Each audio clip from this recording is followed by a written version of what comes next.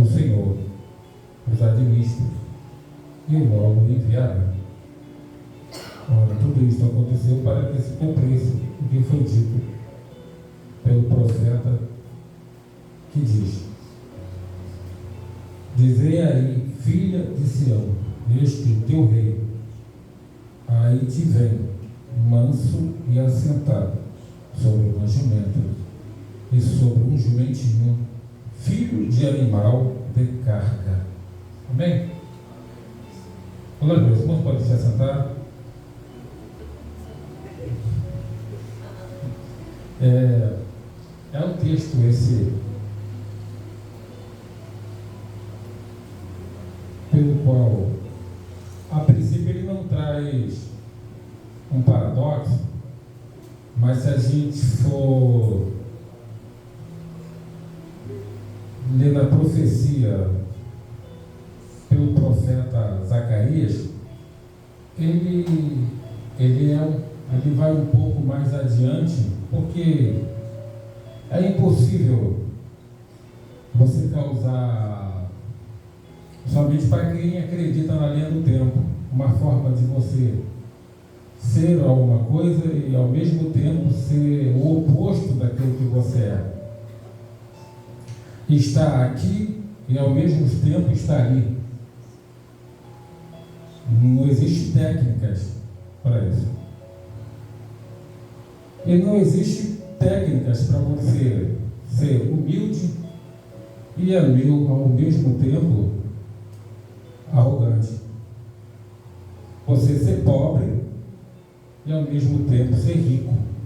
No entanto, Zacarias, no capítulo 9, ele diz assim: olha, alegrai, filha de Sião, exultai, filha de Jerusalém, porque o teu rei virá sobre ti. O teu rei virá sobre ti, justo e salvador. No entanto, pobre e montado num jumentinho, filho de uma jumenta. O evangelista Mateus, ele não traz uma contradição, foi o que eu disse, ele traz um paradoxo. Ele começa o texto com uma epígrafe que, por sua vez, chama a atenção de qualquer um. Ele diz: a entrada triunfal de Jesus em Jerusalém. Numa plataforma cultural, a gente bem sabe que as pessoas, principalmente rei, ao entrar em uma outra nação, sendo movido por uma missão de paz, certamente ele entra montado num jumento, porque o jumento simboliza a humildade, e as pessoas tinham mais condições de andar no jumento do que no cavalo. Quando as pessoas entram numa missão de guerra, elas entravam no cavalo, deixando a entender de que era um ato para ser consumado dentro de um campo de batalha. Mas Jesus faz a entrada triunfal, e é interessante de que, mesmo montado no jumento com uma missão de paz, a população o recebe magnificando, exaltando, dizendo: Rei dos reis, Senhor dos senhores, hosana ao nosso Deus. Há alguém que está montado no jumento.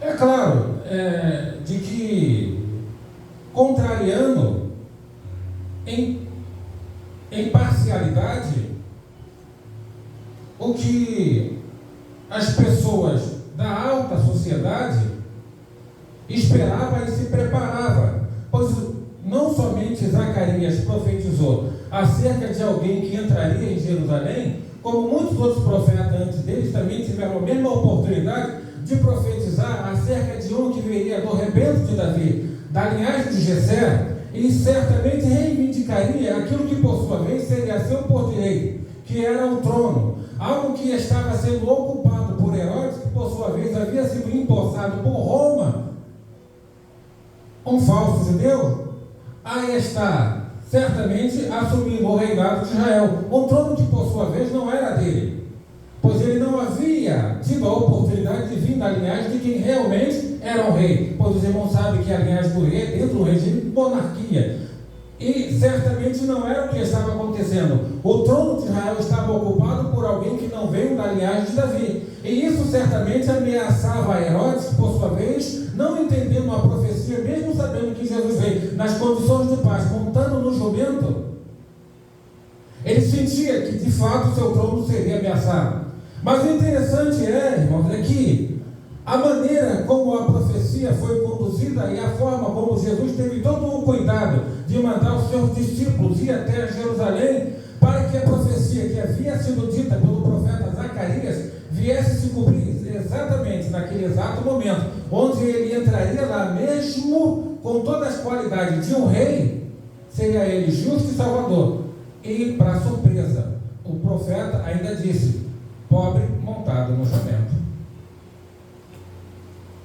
Há um pregador de algum tempo aí dizia que Jesus era rico, fazendo a comparação dos dias de hoje com os dias de ontem, trazendo a analogia ao fato de Jesus ter morado na beira da praia, achando que os tempos eram os mesmos, certo? Hoje quem mora na beira da praia é quem realmente desfruta de uma situação positiva muito boa, muito boa.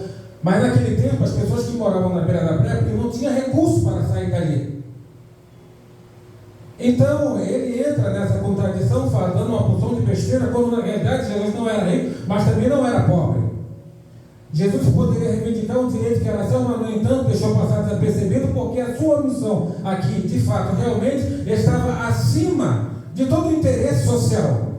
Porque na grande realidade, nós na maioria das vezes a gente se preocupa com uma situação que por sua vez nos preocupa, nos deixa de pé, de cabeça quente, preocupado com as dificuldades, os problemas, quando na grande realidade Jesus falou que o amanhã não pertence a Deus, ele é incógnito, ele tanto pode quanto não pode acontecer. Ele não mandou com que os observássemos os pardais, as andorinhas, os pássaros, que não têm lugar para pousar, no entanto, eles são alimentados. O escritor dos Hebreus fala para lançarmos sobre ele todas as nossas ansiedades, porque ele tem cuidado de vós.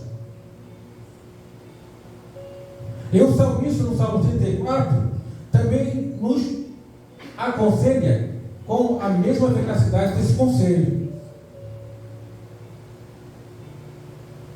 E existe algo que, por sua vez, não está em paralelo às qualidades, porque quando Jesus é convidado para um jantar em Betânia, na casa de Simão, o leproso, entra naquele jantar uma mulher chamada Maria, irmã de Lázaro, com um vaso de alabastro, de bálsamo, que tinha o valor equivalente a aproximadamente 300 denários. Um soldado romano, com um ano de trabalho, ele ganharia 180 denários. Aquela mulher jogou na cabeça de Jesus praticamente 2 anos de salário de um soldado romano. E é interessante de que a gente olha e a gente vê que todos os discípulos se manifestaram de uma forma oposta, dizendo: é um desperdício.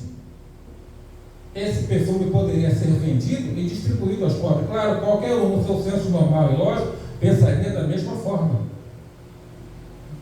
Porque gastaram muita coisa com a gente.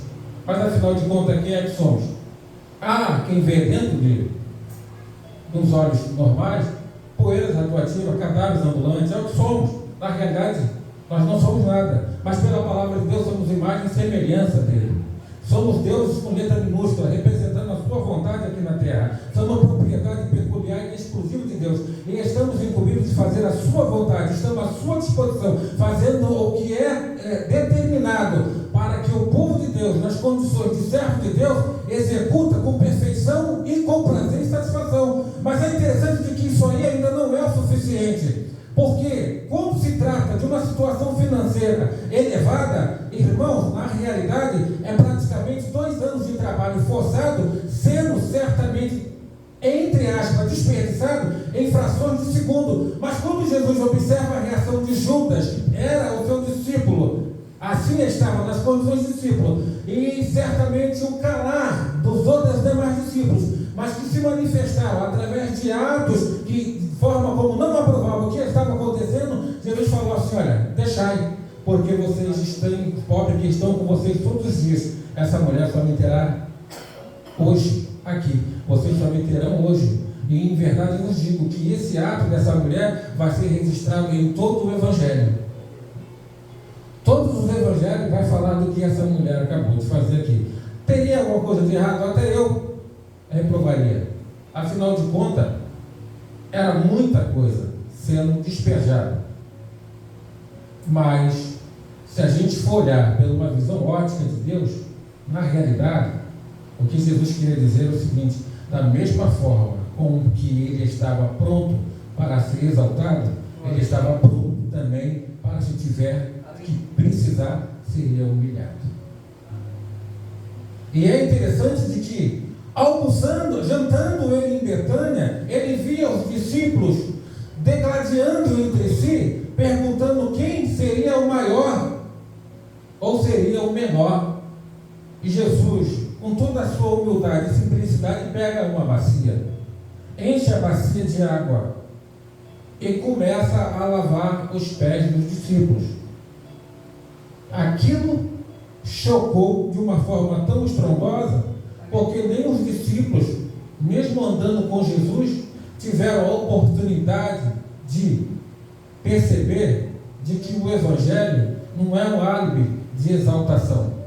Porque se você tem e deseja um determinado crescimento, não são as suas palavras que vão te justificar e vai trazer para você o que deseja o seu coração, mas é o seu joelho que se dobra na presença de Deus, para que a exaltação, ainda que não entra dentro de uma esfera material, entra dentro de uma esfera espiritual. E ainda que no mundo dos homens o reconhecimento para você não chega, tenha certeza de uma coisa: Satanás e seus anjos, ao chegar diante de você, vão te respeitar por saber que está diante de alguém que representa o verdadeiro Evangelho. E como o Avarão estava pregando aqui, ainda que se você for mordido por uma cobra, o tempo que você tem é de 1 minuto de vida para colocar toda a sua vida espiritual em questão, para que talvez assim você possa alcançar a misericórdia de Deus a seu favor. Mas é só 1 minuto que você tem para organizar toda a sua vida espiritual. No entanto, Ezequias precisou de 15 anos para que a sua vida espiritual fosse restaurada e integrada, e ele pudesse retomar as condições de homem de Deus,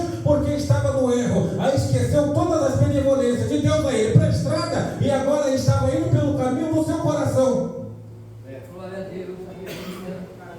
E 1 minuto é pouco. Nossa, para mim então nem se fala. Não dá, eu vou morrer. 1 minuto para mim não dá para mim colocar a minha vida espiritual na balança.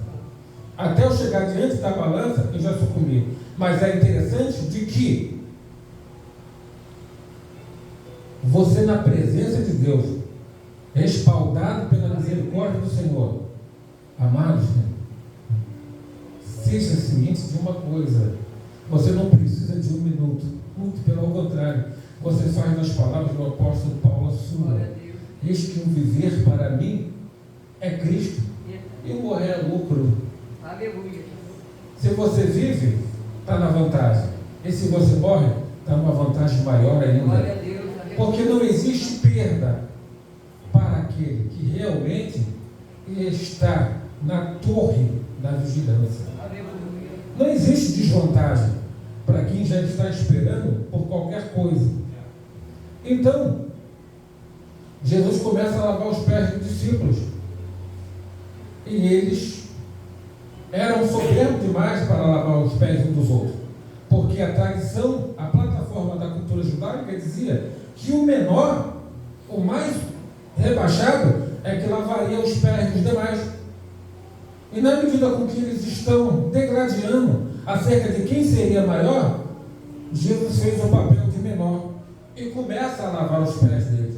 Então, como sempre, Pedro se manifestando, trazendo uma palavra: Senhor, o Senhor não vai se rebaixar, não vai se humilhar nesse ponto. O Senhor não vai lavar os meus pés, pois era o único que havia sido reconhecido como maior ali. E quando na grande realidade, irmãos, o maior era aquele que estava fazendo o papel de menor, porque no meio da congregação, onde estava cheio de pessoas, ninguém queria fazer o papel de menor. Ninguém queria fazer o papel de menor. Então Jesus começa a lavar os pés de todos eles. E Pedro, ao proferir essas palavras, Jesus falou: olha, o que eu faço hoje tu não entende, mas amanhã tu vai entender.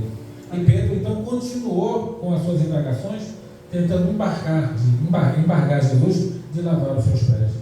E ele falou: olha, se eu não lavar os seus pés, você não tem comunhão comigo. Foi quando ele se tocou e falou: então, Senhor, lava meus pés, lava as minhas mãos e lava também a minha cabeça. Ou seja, então lava meu corpo todo.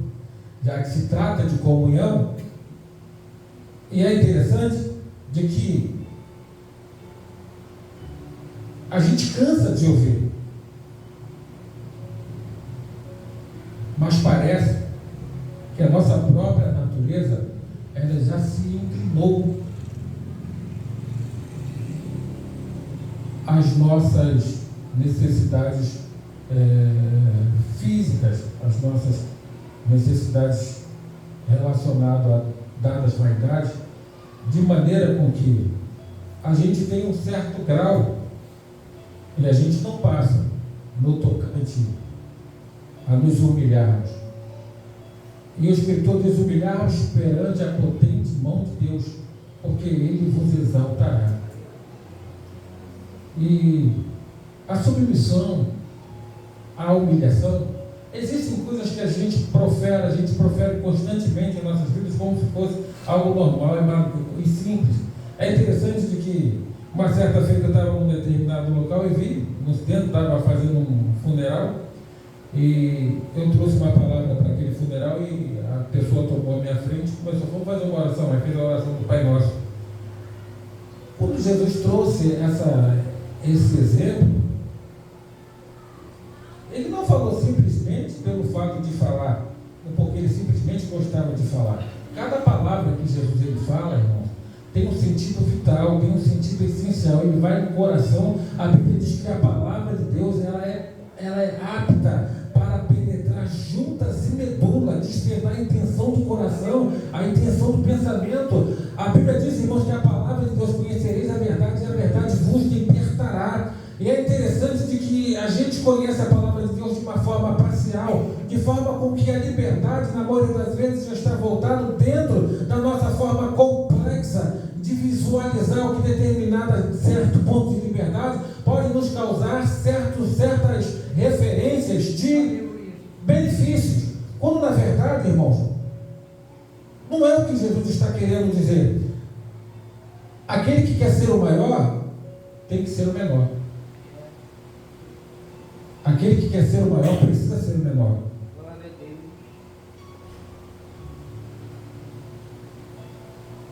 E é interessante que quando ele entra em Jerusalém, ele fez uma entrada triunfal.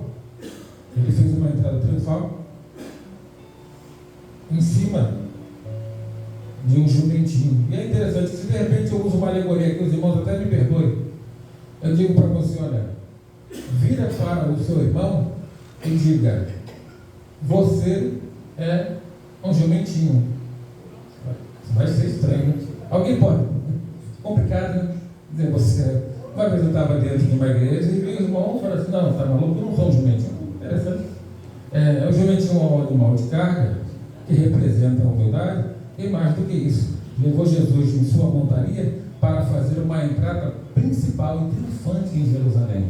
E às vezes Jesus quer aproveitar a sua carona para entrar em determinados locais, para que obras de grande porte possam ser feitas, e você, nas condições de ser o que você acha ser o que de ser, não dá uma carona para Jesus até determinados locais, para que Jesus possa fazer a sua obra. E certamente, quando você vai, leva simplesmente você, e quando você vê a igreja, você se esquece de apresentar Jesus como o autor e consumador da sua fé, como aquele que faz acontecer, aquele que pode curar, aquele que pode dar vista, aquele que pode libertar. E na grande realidade, o que prevalece nos outdoors da vida, nos banners, é verdadeiramente o seu nome. Pelo seu nome, dependendo de quem você é, o que você representa na sociedade, uma multidão de pessoas vai lá para ver como é a sua aplicação e para ver você pregar. Porque na grande realidade, irmãos, a essência do Evangelho já se esfriou de nós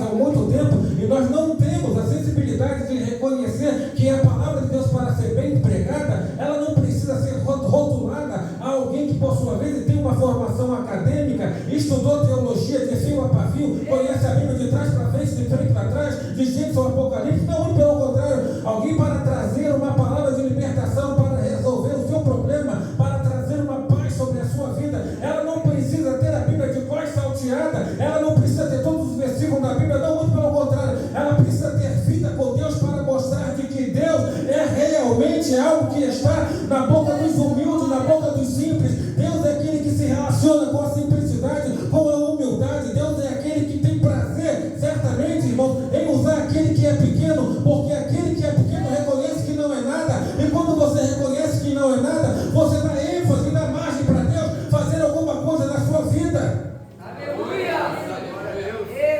Existe uma lei chamada lei de Newton, a lei da impenetrabilidade, onde diz que dois corpos não podem habitar no mesmo lugar ao mesmo tempo. Ou entra o seu, ou entra o de Deus. Ou você faz alguma coisa, ou deixa Deus fazer na sua vida. Ou você sai da direção, ou deixa Deus entrar na direção. Você tem que escolher. Ou você anda por você, faz por você, ou você deixa Deus fazer na sua vida. Eu gosto de Jesus porque Jesus até pode quebrar, mas é só Ele, irmão. Jesus pode até quebrar. Jesus falou aos discípulos assim: olha, eu vou para o Pai, vou preparar um lugar para vós. Ele falou: Senhor, mostra-nos o Pai. E Jesus falou: ué, tu não conhece o Pai? Não. É engraçado, eu estou tanto tempo convosco, vós ainda não me conhecem. Eu e o Pai somos um. Aí dá. Dois corpos habitando no mesmo corpo. Tá, ele pode quebrar a lei da impenetrabilidade, porque ele é Jesus. Deus maravilhoso, aleluia. Mas a gente somos sujeitos à vontade dele, nós somos vulneráveis. E quando você quer fazer com Jesus, fica difícil, tu não consegue fazer nada. E é interessante de que as maiores obras, os maiores feitos foram feitos por pessoas que não ousaram, não tiveram a ousadia de não colocar Jesus na sua frente, mesmo fazendo o que estava fazendo. É interessante, irmão. Qual é o poder que você tem? Tirando o poder da cura através de mérito, de uma vida voltada para uma faculdade e para o estudo dedicado, e ainda assim, por sua vez, uma série de frustração mediante diagnóstico errado e muitas outras coisas dessa natureza. E é claro de que mediante a uma carreira cheia de falhas e cheia de defeitos, ainda assim você pode ter algum êxito, pode falar com propriedade, principalmente sobre determinados remédios, como por exemplo Tocilax, Novalgina. Se de repente você tiver que falar alguma coisa, eu com muita pouca propriedade, eu falo que o Tocilax ele age de repente nos músculos. Estou errado? Não. Pensei que estava, porque não conheço nada. A Novalgina é de pirona, mas é de pirona. Ela age onde? Na dor, né? Na dor? É, na dor. Na dor flex. Não, eu estou falando que eu não tenho propriedade, eu estou só tentando criar um laboratório aqui e colocar técnicos reunidos para falar sobre as suas novas invenções, para que as suas invenções possam ser lançadas na mídia, para que possa ser aprovada pelo responsável daquele conselho. É claro, eu estou um pouco longe, mas não faz diferença, não importa. Eu simplesmente quero botar um personagem que não estudou nada disso e que entrou lá dentro e que pediu uma palavra, que as pessoas não conheciam e disse assim: olha, fala, mas seja rápido. Afinal de contas, eu estou nem convidado para aqui, foi mesmo. Esse foi eu. Vinde a mim todos vós que estáis cansados e sobrecarregados, porque eu vos aliviarei. Aprendei de mim que sou manso e humilde, me darei paz e descanso para vossas almas, porque o meu jogo é suave e meu fardo é leve. Tá, só isso? Só? Bom, beleza. Vamos ver a repercussão. Pô, cara, quando aquele camarada entrou lá, eu estava com uma dor de cabeça, foi só ver, minha dor de cabeça foi curada. Se eu de repente tomo um remédio, eu tenho que esperar o efeito, até o organismo digerir, jogar para os planos, essa coisa toda, ia demorar um pouquinho. E é interessante, você estava na sua, sem ocupação nenhuma, você tem vida com Deus. Alguém chegou e falou para você assim: olha, pode orar por mim, estou com uma dor de cabeça, está insuportável. Você ora por ele, aquela dor de cabeça é curada. Você não fez faculdade para isso, mas existe alguém que está acima da sua autoridade, que quando você levantou as suas mãos, clamou a alguém que estava acima de toda a invenção laboratorial. E quando você clamou a Deus pelaquela vida, Deus veio sobre o socorro, sobre aquela pessoa e expeliu aquela dor de cabeça, o nome de Jesus foi glorificado. A glória seja para A honra pode ficar com você, não tem problema. Mas a glória você dá para Deus, porque é dele. Aí quando chegaram até João Batista com toda tamanha autoridade, perguntaram: vem cá, tu és o Cristo que a gente estava esperando? Irmão, o camarada sai do nada, do deserto. Do deserto, sai do nada. O povo estava 400 anos sem ouvir a voz de Deus. Deus havia encerrado a janela do céu e tinha dito a eles: olha, não vou enviar mais profeta para vocês, porque todos os profetas que eu mando vocês matam. Agora vocês vão ficar sem ouvir a minha voz, precisa ser bobo. Então Deus encerrou a janela do céu e não falou mais nada. 400 anos depois, o povo naquela ansiedade, vem aquele profeta do deserto pregando: arrependeu-vos e converteu-vos para ter chegado ao reino de Deus. E o povo, com aquele impacto, certamente não perdeu tempo, foi de encontro a João Batista, de joelho dobrado, querendo se batizar, porque havia muito tempo que o povo não ouvia mais a palavra de Deus. E o povo viu tanta autoridade, que estava esperando alguém com tamanha autoridade e não conseguiram se conter. Dirigiram logo a interrogação: porventura tu é aquele que nós estávamos esperando, o Cristo, Filho de Deus? Olha só. Ele falou: não passo nem perto dele. Mas ele é meu primo. A gente é primo. É primo. Nem isso ele falou. Ele não trouxe nem um laço parentesco para estar relacionado ali entre a admiração dos irmãos. Falou: não, eu não quero glória e nem honra. Se você quiser ficar com a honra, você fica, mas manda glória para Deus. Mas eu mandaria tudo, não queria nada não. Então ele falou assim: olha, eu não sou digno sequer de desatar as suas alparcas. É necessário que ele cresça e eu diminua. E com isso, a obra de Deus vai se fundindo na vida do crente, porque ele reconhece que o que ele faz não é dele, é de Deus. E na medida com que ele reconhece que Deus é Deus na sua vida, ele abre espaço para Deus estar sempre operando. É claro que Paulo ele se questionou, escreveu nos Coríntios, quando ele subiu até o terceiro céu. Ele disse: olha, eu conheço um homem de que há 14 anos, não sei se no corpo ou fora do corpo, subiu até o terceiro céu, se adorava coisas inefáveis, que o homem não era lícito contar, pois o homem não acreditaria mediante a magnitude das suas deficiências, mas para que esse homem não se vangloriasse, lhe foi dado um espinho na carne, o mensageiro do diabo que nos você, diabo que mim todos os dias, 3 vezes por dia, por várias vezes também ao Senhor, para que retirasse de mim esse espinho. Toda vez o Senhor falou assim: olha, a minha graça te basta, o meu poder se aperfeiçoa na fraqueza. Ele falou assim: então vou arrumar um jeito de glorificar Deus na minha fraqueza. É interessante porque, irmãos, você consegue arrumar um jeito de glorificar a Deus na sua fraqueza, na sua falta de força, na sua aflição, na sua necessidade, embora não é fácil. Até porque, irmãos, o verdadeiro cristão é aquele que tem a sua identidade fabricada no céu e não na terra. Se a sua identidade é fabricada no céu, você é propriedade peculiar e exclusiva de Deus e está a serviço dele. Paulo fala que, estando nós em Cristo, nova criatura nós somos, as coisas velhas se passaram, desde que tudo se fez novo. Então todas aquelas vaidades que operava na sua vida, regia todos os seus direitos, todos os seus passos, agora perdeu. Agora quem está dirigindo os seus passos é Deus. E por essa razão você não vive mais, mas Cristo vive em você. Mas é interessante, irmãos, aqui, o que parece ser fácil torna-se difícil. Não é por nada, é só pela nossa natureza que não é fácil de ser dobrado. Não é por nada, é só pela nossa natureza.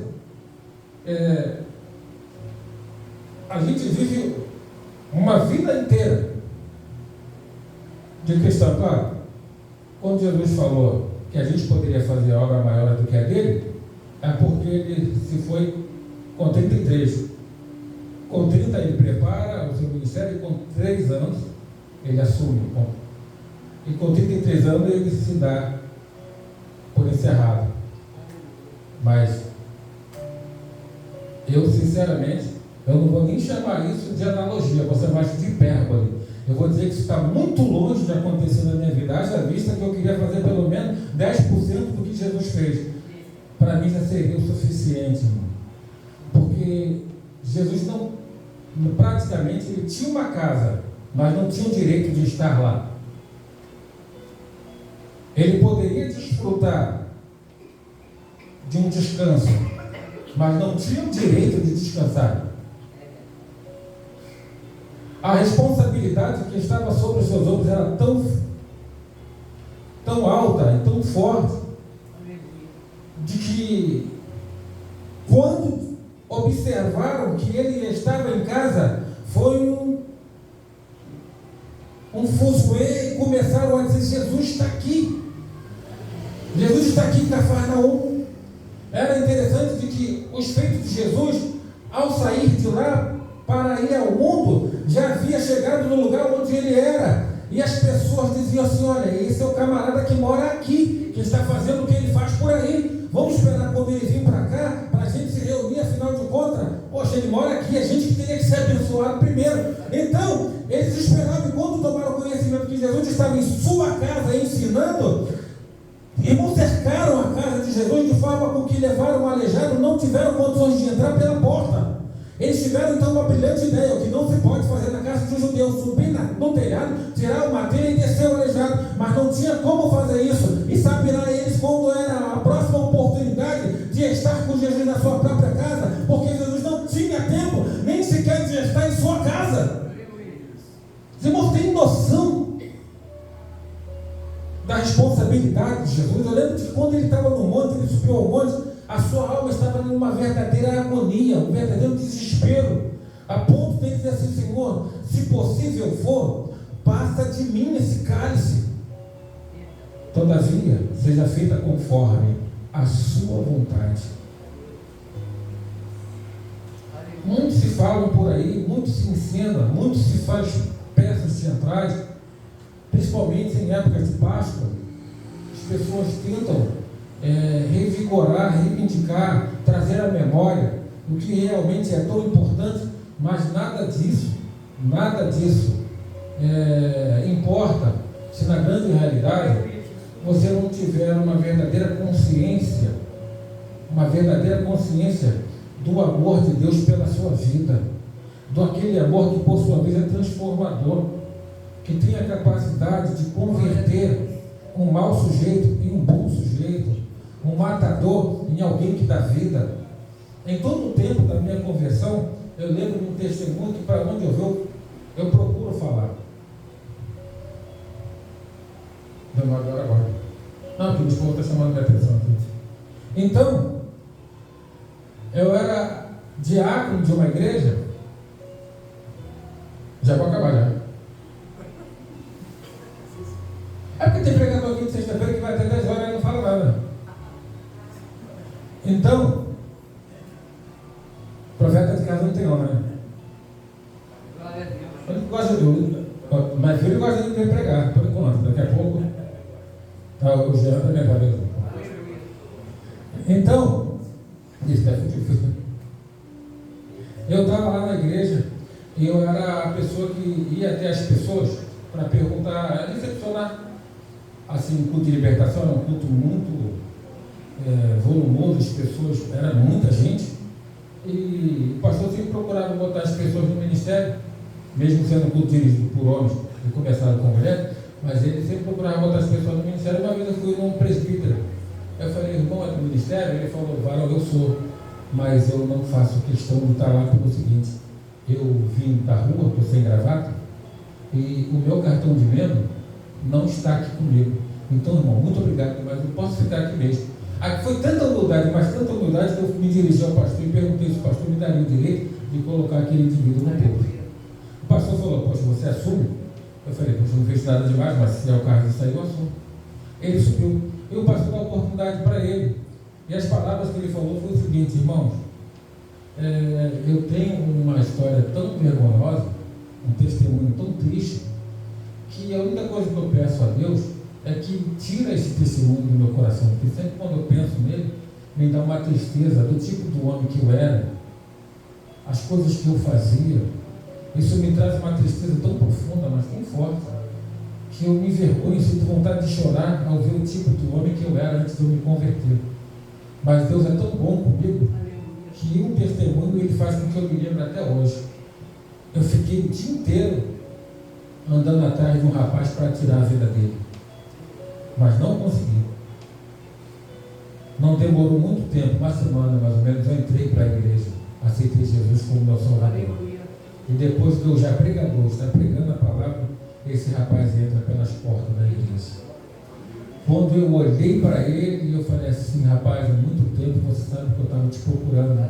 Ele falou: sei sim. Agora me dá a oportunidade de pregar para você e você aceitar Jesus. Como é que é frente? Aceita Jesus para me consolar. Aquele rapaz dobrou o joelho e aceitou Jesus com a pregação daquele homem.